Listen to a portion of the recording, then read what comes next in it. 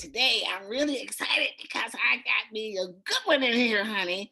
I want you to welcome my first guest today, and her name is Monifah.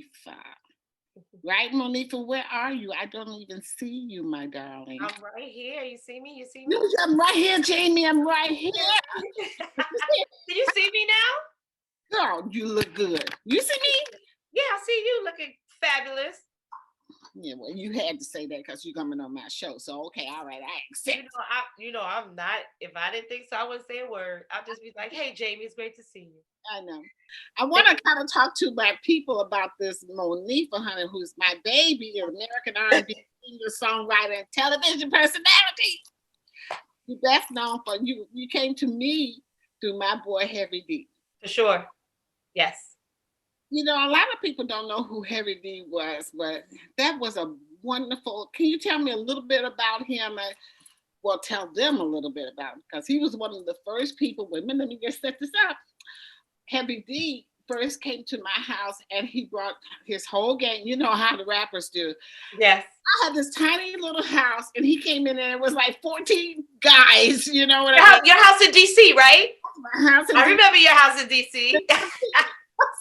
Girl, we had so many people come through there and one time there was two, I was Dallas Austin and them, I think it was them, and he showed up with a bus load and a van load of guys. Lord I said, what am I going to do? This tiny little house. They all came in. It was the day before Thanksgiving. I was about to make duck. Oh, wow. And I had them at the sink. I put aprons on all the guys. I had them at the sink, and they were blanching the duck, you know, making the sauces and everything. They would do it. It was just like magic having all those young, talented young men. Most of them were men at that time, the rappers. Right. And they would come and they would do almost anything. They were like sweethearts. It was like I was raising our children, you know, just to see. For sure. They were young, but they were very talented, but they didn't know a lot. And then some of them went on to do very well. And then some. Yes. And that was very hard for me. I miss Heavy so much because Heavy called when he was there. Puffy called me and said, "Hey, Auntie, I want you to say something on this record." I said, "Say what?" To whom? He said, "This is Mary J. Blige." He said, "I want you to say something real quick because I'm gonna record it in her first her first song, her first record, right?" Yeah, you hear it. You know, my intro to it. Those were really heady times. You know, you guys were amazing. I was so blown away with all the talent that was coming at us at that time, including you. For sure. We definitely, I feel blessed to have come up, been in that charge, in that time. It was just, that's just how my life was supposed to unfold. It was a very distinctive time in music. Mm-hmm. Looking back, you know, now looking back 25, 30 years, I wouldn't want to be anyplace else. I'm sure that's how, you know, Diana and the rest of the Motown crew and the people that were out during the 60s, you know, early 70s in that movement in Black music felt as well, because they were just really distinctive times. And the 90s was chock full of raw, true talent. It really was raw, yeah. Well, in the mid-90s, you had I Miss You Coming Home, You and Touch It. That was the release. Touch It. That's hilarious. Yeah. Tell me what you're working on now. Well, I'm you know, thankfully independent. I don't have any ties. I don't owe anybody anything, you know. That's been the blessing of being, you know, released from your label. You know? Why are you mentioning that? You say I don't owe anybody anything. That happens in the industry or what? Well, when label, you know, when you're still tied to a label, and you know, I had 3 albums, right? So I was definitely, my contract was for more, but they released me. So, you know, I didn't see it as a blessing then. It felt very it kicked up all my abandonment stuff, and so, but now it's like this is a blessing. You know, I can do what I want to do. I need for you to explain what all that means, because the layperson doesn't know what that means necessarily, to be released from. Okay, so when you're signed to a record label at that time, right, I mean, all the music that you came up with, everything partially belongs to them and partially belongs to you, and they have obligations to push it out and promote it and everything once you've been in the studio, right? And they put up the money up in advance. Oh yeah, you get in advance, you sign. Use the normal contract back then was about 6 albums, which mine was between 5 and 6. I had a pretty decent deal because it was like later on, and artists were getting a little smarter, and they had changed up a few things to make it a little more make it a little better for the artist, right? So I had a pretty decent contract with Universal, but after the third album, when the third album hit, like Hev didn't do anything we had like a tiff because he didn't want me to work with any other producers. And, as a sophomore artist, I wanted to work with other producers and him, but he was like, no. So I ended up executive producing my second project. And then the third project, Teddy Riley did. But being that I was like nobody's baby, like there was nobody, I was fending for myself basically. And I did really well. For I had my biggest record on the second project, which was Touch It. And then the third project, it was lukewarm. I had a single, I Can Tell, which was controversial because they wouldn't play the end of the video on BET. Why wouldn't they play the end of the video? Wait a minute. Because it inferred that two men were in a relationship, and the song, I did the treatment, and I co-directed that video with Cinna Hamry of Empire fame. She did Prince's video. She was a huge video director back then, and then she went on to produce Empire and a lot of other great stuff. But after that project, they wouldn't play it because they're misogynist and and the gatekeepers, I think, in the business didn't appreciate the inference that there were a lot of down low brothers. And I knew this because I was hanging out in the clubs. I was hanging out. I had a girlfriend. I was hanging out in the clubs, and I saw, I would be in clubs and be like, Jamie, I'd be like, I know that gentlemen have wives and girlfriends at home. There's no way. Like, you know what I'm saying? And now, with my mature understanding, I know that didn't have to be true for everybody, but certainly for some of them, it was like, I know they're on the down low, and it's dangerous. Like, I was really trying to let women know, because I had a friend whose sister was dating somebody that I knew for sure, you know what I'm saying, was bisexual. And I was like, wear a condom, like, because we don't ask the right question. I were wearing condoms during that time. I know that there were clubs that you could go to that some of my friends, they didn't know that I knew. Okay. Right.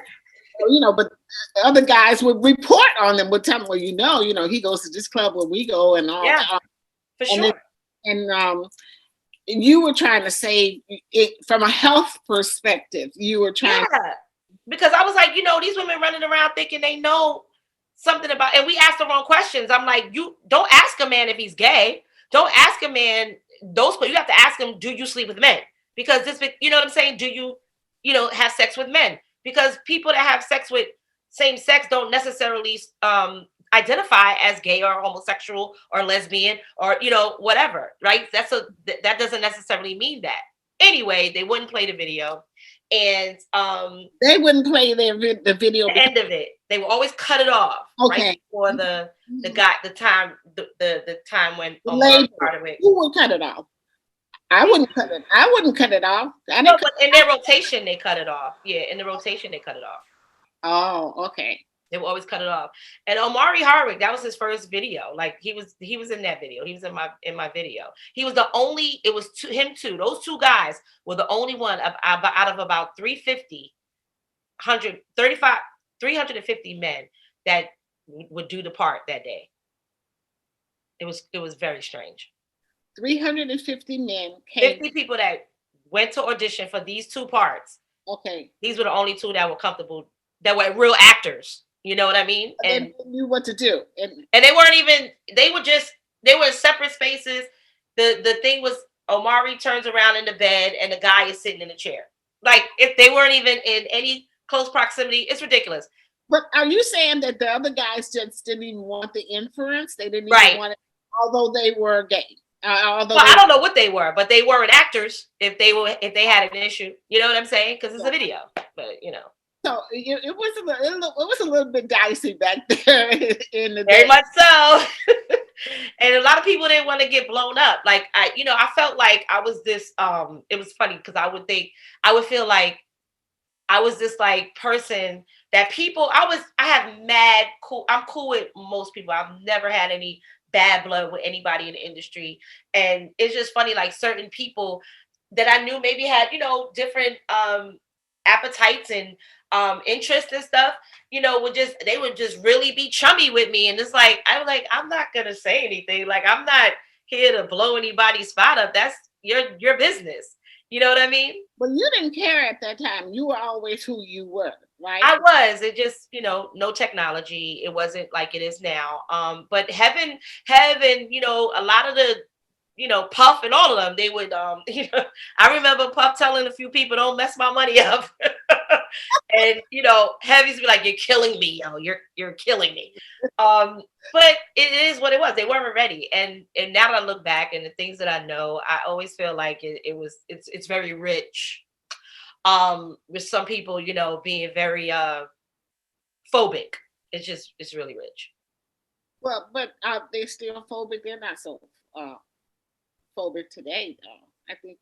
Well, I mean, I don't, I think it's more in vogue, and yeah, it's cool to be free thinking, free, free whatever. But yeah, people are phobic because they're not comfortable in their skin. Yeah, but you were always out with whoever you were, and you had a beautiful, and still have a beautiful relationship with Therese. I love that, how you guys, the friendship and the love is always so they're so supportive. She's always there for you. Yeah. There's always there for you, and you look for that in a relationship, be it heterosexual or not. And you were very brave with that. You didn't hide that at all. No, I didn't. During back then, no, I didn't really hide. I just had to, when it came to the people I was in business with, I had to be, careful. I just had to be, but I didn't. I just moved how I moved. I really did. Mm-hmm. I just, it's just different. There was no camera phones. A lot of people didn't know that I was same gender loving until R&B Divas, because I shared my life, when I came on the Mm-hmm. show. She was, we were in a relationship, and she was a part of my life, and that was a part of my, my reality. So, but a lot of people didn't know, like the fan base or whatever you want to call it, didn't know. And so how did they react when they knew? They didn't, but I didn't have like trolls and weird people. You have a few of those, but it wasn't so much like that. I would have, like, I've seen some stuff with other people, like, oh my God, like that didn't happen to me on my social media. People were very like supportive and loving, and you guys have really show parents. A lot of parents were in our mail, in our DMs and in our comments saying thank you for showing what a real, like, showing that it's not different than any other relationship when it's real. And really that came from me letting those producers know that this wasn't about any ratings, that it wasn't about being seedy. It wasn't about this is a word I'm looking for, but this is my life. This is my life's partner. And this is not about, it's not salacious. It's none of that. But you've been my life partner. Time. How long do you guys been together? 20 years or something? No. We have been together 20 years almost. We have been together 10 years and married February 8th, made 7 years. She, with the music and everything, I just look, I look at you two, and I think the last time I saw you all was up the street, when we were at that club that was open, and I said, look at those two. A lot of people would wish that they could have a strong relationship like that, because I always watch how Therese was, she had your back and she was watching over you all the time, but not smothering you and actually elevating you. And, because you can get jealousy in relationships, heterosexual relationships too. For sure. Right? I've had it in both of, relationship, any relationships I've been in. Yeah. And I've seen it in, friends relationships. I've seen it play out. It's played out in my life with both men and women, and it's played out in I've seen it play out with good friends. I definitely don't have that issue. We don't have that issue at all. We are friends first. And that is why our marriage and our relationship, our intimate relationship is so solid. Yeah. She's my friend. And that's it. I'm her friend. You know what I mean? The reason why I'm talking about this, we got to talk about your music though and what you're doing.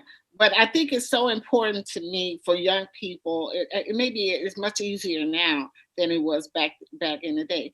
Yeah. But I always had problems with people who could not accept same sex relationship, Right. because people were so cruel, and Yeah. people actually were killed in some, if Yeah. that was shown. Sure. And why would you? But it had to be God given. It had to be God given, because Love is given by God. are you going to question God? And God. Exactly. My point on that, Jamie, is what's interesting is that as soon as when it comes to and everybody, but especially when it comes to same gender loving people, it immediately goes to the physical, what's going on in the bedroom. Right. Love, because none of it is healthy if it's just about physicality Right. or you know what I'm saying? That's not what love is. Love is not physicality. Love is connection. Love is action. Love it, is all those things, right? So most of us are walking around not walking in any kind of, like, I don't subscribe to religion in any way, but we want to always quote the Bible, and people want to quote the Bible. Oh, you can't procreate and da da da. I don't care what happens. If you're in a same gender, I mean a same sex marriage or relationship or a heterosexual one, they both can be unhealthy as hell. You know what I'm saying? Yeah. And not filled with love. Mhm. That's it. Mhm. That's it. Love is, God is. I always think about God. What would God say? I can't be, people always say, well, you're always so nice, Jamie. I said, I got a dude looking at me, everything I say or do, and I don't want him looking at me with the side eye.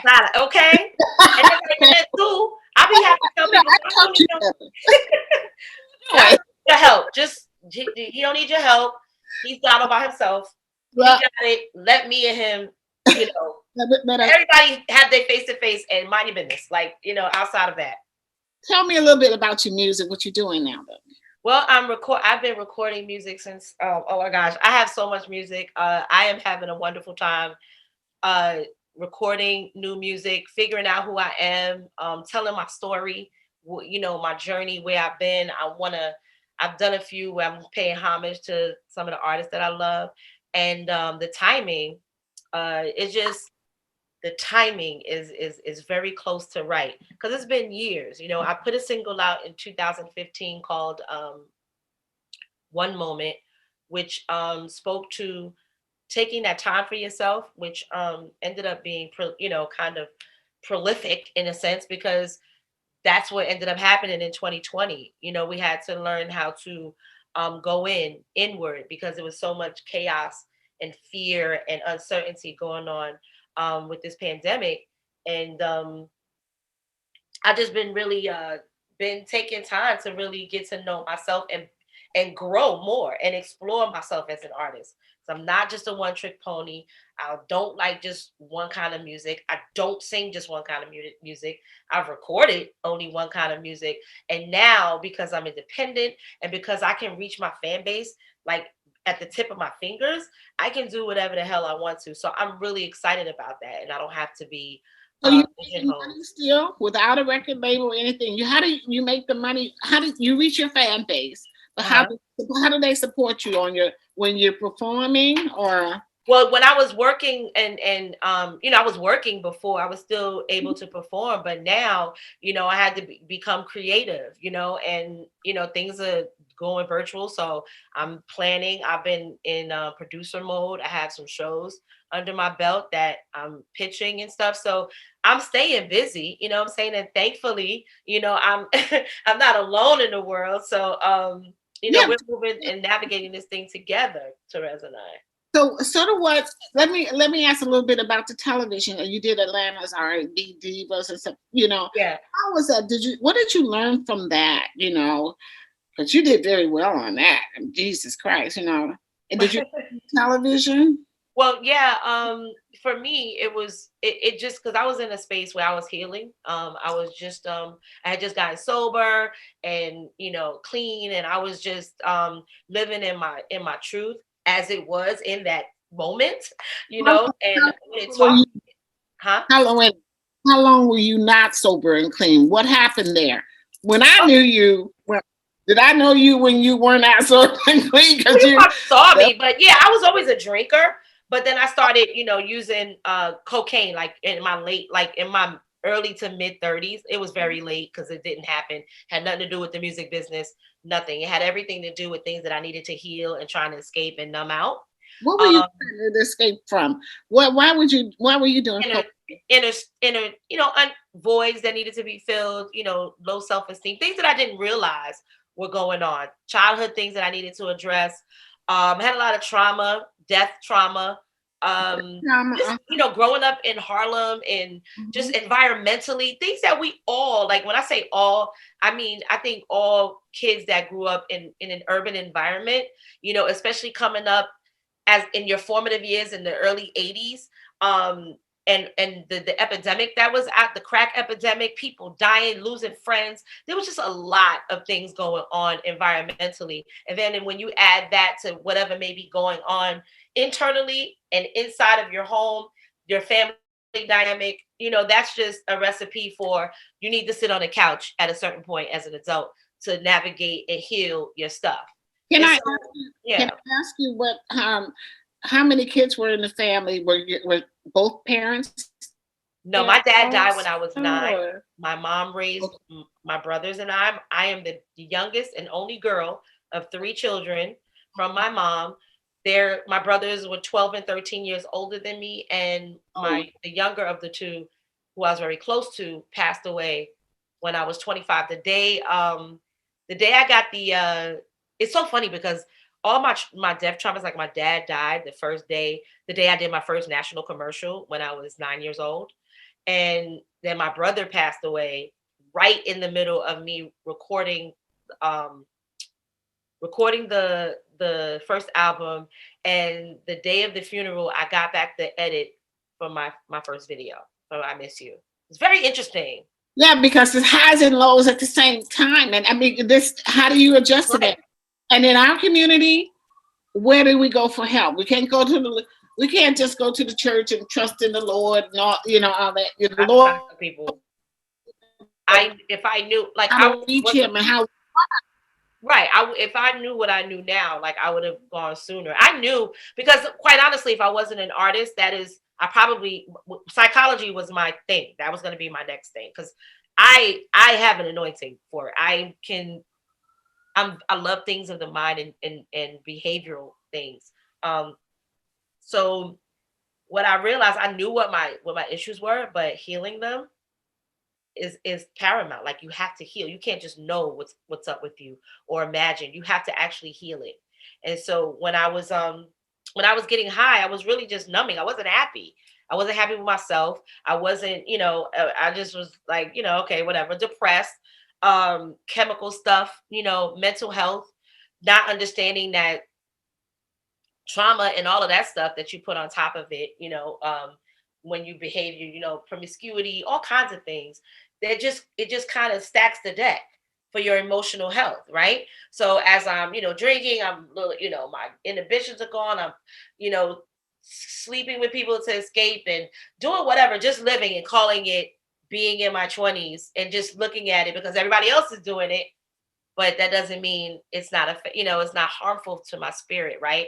And so by the time I look up, I'm like, okay, this is not fun anymore. Something's got to give. I felt like I wanted to break the generational curse. I wanted to break the chains of addiction on both sides of my family. I lost my dad to a heroin overdose, and my brother struggled with crack addiction. And my aunt, my mom wasn't an addict, but codependent with her relationships, So there was a lot of things that I needed to unlearn. And I just said, I don't want my grandkids who weren't even a thought at the time. I was like, I don't want them to come into this world with me in a space. I want to break this cycle. So when they come in to this world, they have a whole clean slate. They know their grandmother, you know. How old were you at that time? I was just about to make 40. I probably was 39. Are you serious? About 39 years you're dealing with this. 39 years now. Well, 39 years old is when I decided to change my life. No, but I mean, you've been on the earth 39 years and you're dealing with all this stuff that you just. A lot. Yeah. Mm-hmm. And now today you're looking like you're 39. Thank you. And we have a tendency to and I own it, because we have, especially Black women, and then Black people, we have a tendency to negate our pains and our traumas, and say, oh, it's not, I went through it, but it's not as bad as so and so, like she had more stuff going on. That everything is relative, and how it affects our spirit is, we have to honor it and understand that it's ours and it's okay. There's no pain greater than the next. To suck it up, and you can't just suck it up. Right. The reason I'm really asking you all these is because we're going through even more today. With our men having been put away in jail, so many women are left to take care of everything on their own. Right. Also with the pandemic, and also with the jobs and everything, the stress is enormous. Yes. And we don't look for help. And it's interesting to hear how you kind of pulled it together. You were going through that years ago. Mm-hmm. You came out of it. Yeah. You're not telling me that you went to a psychiatrist, or did you? Absolutely went to. Yes, I'm a mental health advocate. Nothing wrong with that. There's nothing wrong. Nothing wrong. No, that is, if I could, any chance I get, I am telling you, got to sit on the couch. I think we all have to. I think it's a mandatory, because even if it's just to manage, and if you may not have any dire in your face things, but if you break it down, if you look at things, because a lot in this society, a lot of trauma is normalized, and it's not okay. You know what I'm saying? Give me an example of that when you said it. Promiscuity, and why people are just all over the place with their bodies. That's all kinds of addiction, shopping, handling everything by yourself, anger, not knowing how to manage your anger, and just misplaced stuff. I mean, there's nothing. We were all children, and I think that's where all of our stuff starts. If we really break things down, we can see where things started. It started when we weren't in control of our environment. We weren't in control of who raised us. We were, when you're a child, you're at the mercy of whoever is who's ever giving you care or not, right? So you got to start there, right? That's where you could trace everything back. If you're having an issue, you could probably trace it back somewhere to your childhood and the messages or the belief systems that you were fed or fed into, Do you think it's easier when you have a same-sex partner to understand things better? Because men look at things differently than women do, and vice versa. But if you got two women or two men together, they may be able to figure things out a little bit better, or no? What do you? It depends on what it is and what what we're talking about. Like, if we're talking, it depends on what the subject matter is. And then again, people are people, and we're all just the sum of our experiences. So even if it's something that I feel that she might understand because of her experience in some areas, she may not understand anything about what I'm saying. But it depends on the subject matter. And yes, there is a different level of, it's a different type of friendship in the relationship. But the bottom line is that in any intimate relationship, especially in marriage, the friendship should definitely be the foundation. And if it isn't, that is something that must be built upon and built up. you know, That's very important. And for she's anybody. through all your projects, very supportive. What are you working on? Tell me what you're doing now. I know you were saying that you're doing a lot of music, writing a lot of music together. And I'm also producing TV shows. Oh, okay.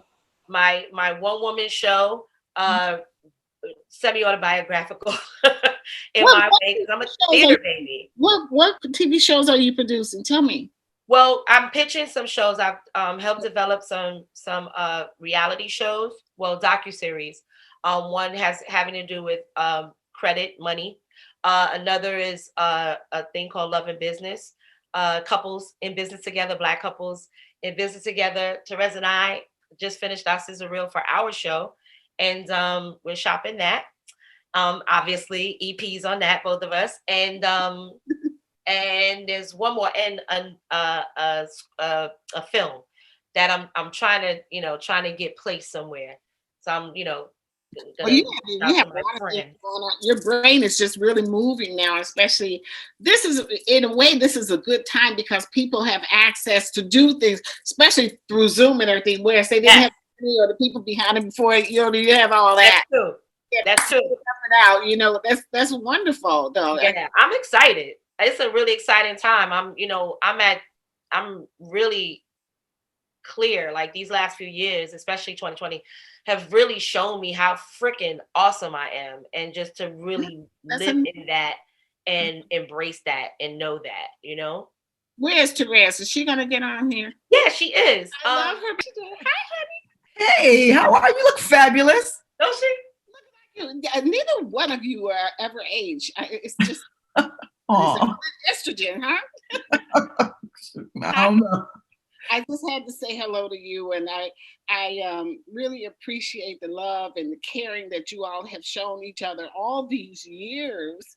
You always there for her, to lift her up. You both take care of yourselves, obviously, and I wanted to share you a little bit on Oh. my platform so people get to know you. What you've been up to? Oh my goodness, trying to stay COVID free.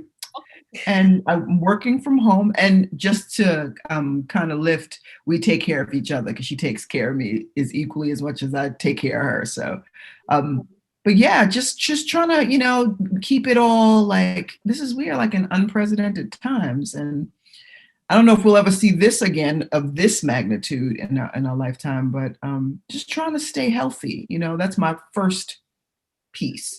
What is it that you worked on? What is your, besides girlfriend over there, in your work?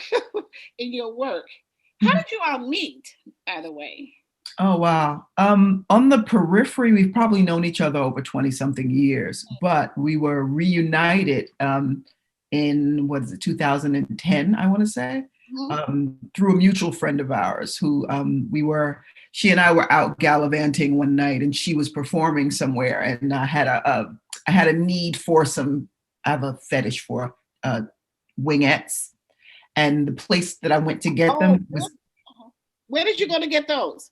Well, I wanted to get the honey roasted chicken from Uptown. Mm-hmm. And when I went to Malecon, they didn't have any chicken. Like, they're known for their chicken. They didn't have any, Jamie. I was devastated. Destiny, Jamie. It was destiny. Yeah. So my girl was quick on her feet. She was like, I know another place we can go. And, plus Mo was singing down there. I said, well, how are their wings? Like, what's happening with the wings? So we went down there, and I can honestly say since that day, we were like inseparable. She was down there, and I was really kind of focused on what I was PMS, tell the whole truth. And, sorry about that. Have you been with a woman before? Had you had, or with a man? Yeah. I've never had a relationship with a male. Okay, so no kind of relationship. We're from the giddy up. Never. Never. Yeah. Never. Okay, all right. Yeah. So, now what are you working on now besides her? Professionally, we have a few projects, one of which we can't speak about because it's actively being shopped, but definitely would love to talk to you about it when it jumps off, because some things need to be normalized up in this piece. Now that we got some of the voices that made things miserable for us out of the way, like Trump, and God rest his Decrepit Rush Soul, Limbaugh. Rush. Oh my God! Yes, I was just talking about him today. And when I was growing up, my parents loved Rush Limbaugh. Mm. I just loved him. They were Republicans, and I'm like, but he's mean. How can you like him? I didn't understand that, It's conservative views, but conservative also in this country usually comes with racist prejudice. Oh my God. Misogynistic, homophobic. Premise. You understand what I'm saying? Unfortunately, usually it's tied together.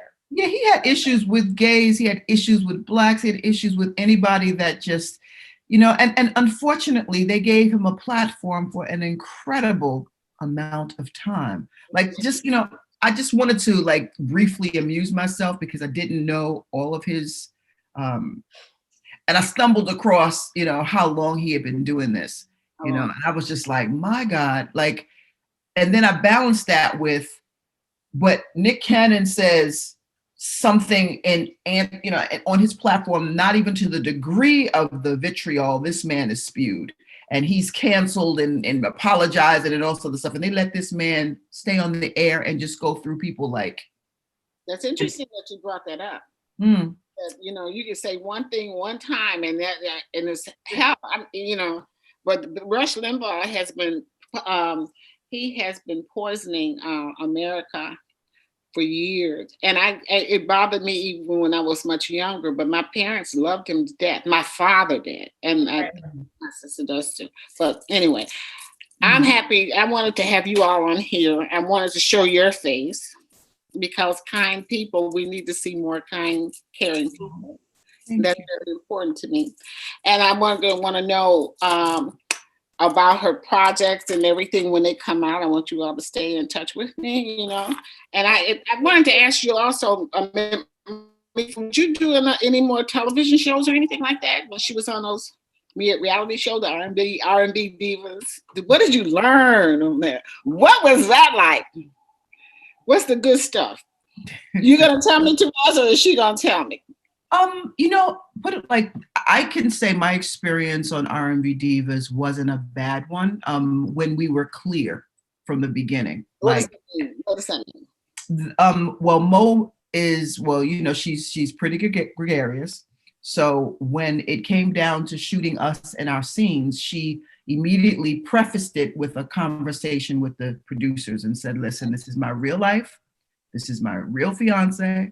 And she has a real job in the world. And if you mishandle this in any way, and I can say what she says, I'll punch in your face. But that's literally what she said. But they knew from the beginning that they could not do that. And the good thing about it was that we had one of the line producers, or showrunners rather, was in life as well. She was LGBT, so she knew how to handle that, and anything that, I wasn't a diva. So anything that I didn't want to do, I simply didn't do or didn't partake in. They tried it in the beginning a little bit with the, playing with Christianity, because I think one of the couples at the time, Michael and Kiki, he was a minister, but that didn't last too long. Right. He was studying to be a minister or whatever it was. I don't know if he was ordained or not, but the jury's still out on that. We love him. Well, at the time, that's what it was. I thought about Michael a long time ago. I saw Kiki. She performed at when T.I.'s sister passed away. Mm-hmm. Kiki came and sang. Mm-hmm. And I didn't get a chance to say hello to her to find out how things are going, because that was a very tumultuous time for them also. Yeah. I'm in love with God's kids, and particularly the you colored ones. And so so it bothers me if things are going not well. I'm bothered. I am. So, and I want you to tell us or let us know when you're going to come out, what you're going to be doing, all your projects. You got, multiple projects that you're working on too. Mm-hmm. And anything that's coming up right away that we should look for, or you want to talk about some music? She's got some stuff in hand. I mean, it's coming. I hate saying, because I'm like, it's coming. But I have to. It's gestating, and I'm actively working on it, and really actively how I'm going to present it. How I'm gonna present it to the world. Mhm. That's what really is the thing, because it's not for the lack of music, not for the lack of presence and excitement about it. Mhm. I just can't wait to package it up in the way that I see it in my head, and I want Okay. it to be successful. You know what I And mean? So, Well, we'll be coming back to the screen. yeah, and I want you to let us know. I was when Michael said that, you know, you're gonna be talking to Monifah, and I asked, well, I want to talk to Therese too. You know, right. very important to see how we survive, especially during this time. We can still look good. We're still grateful and thankful, and still moving forward. Yes. Right? And these things we need to know. And I was asking you about your childhood, and because we have many children growing up without direction right now, and so many of them, they see so many things that are not good for them in Mhm. terms of what happens to them later on in life. You know, they don't know how to make good decisions because no one's telling them anything. And I feel, and you may think differently. And so with this show, it's I probe it because I want you teaching. I want you kind of teaching, you know, that like you said, everything was going on around you, and then a lot of, you know, you're losing people, and you know what's going on with the record label. They want you to do one thing or another, but you kept it together. You were able to get through it. I want our children to see that no matter how difficult things can be, you can come through. God You have to be accountable. You have to take care of yourself and be honest. And you Mhm. can't let things happen to you. And I think a lot of that comes with experience. And so we go through certain things because we don't have the either sometimes the foundation and or the confidence, because we're young, we don't even really know who we are yet. And yeah, so they're like trying to make it work, which is fine. They try to figure it out. But when you get to that place where you can't sit with yourself and you can't sit in your skin and feel good, it's time to really take a real hard look at where you are, who's around you, what you really want, and what's important. The bottom line, if I could say anything to any youngsters, like in this moment, and not just young people, but everybody, but especially my young people, is you are enough right now in the moment, just as you are. You are enough. You are enough to heal. You are enough to be taken seriously. You are enough to be treated well. You are enough right now. Mhm. thank That's you, it. my darling. Thank you, Mhm. both of you all. But the two of you are never enough, and I welcome you all to come back. Oh, we But will. anytime you want to share anything with us, because this is a healing show, baby. Okay. You know Right? what? Mm-hmm. I'll say that she closed it. You know, I'm worthy and enough. You Mm-hmm. know, and right now, lean on, check on your well friends, check on your unwell friends. You Yes. know, just check on each other and keep love first and God first. All right. Well, God bless you. Thanks for sharing some time with us. And I want to see you again as soon as possible. I We got to go. will. We're gonna call you so you can maybe do the screening of our reel with us. Okay. Excellent. Excellent. Oh, Bye bye. nice.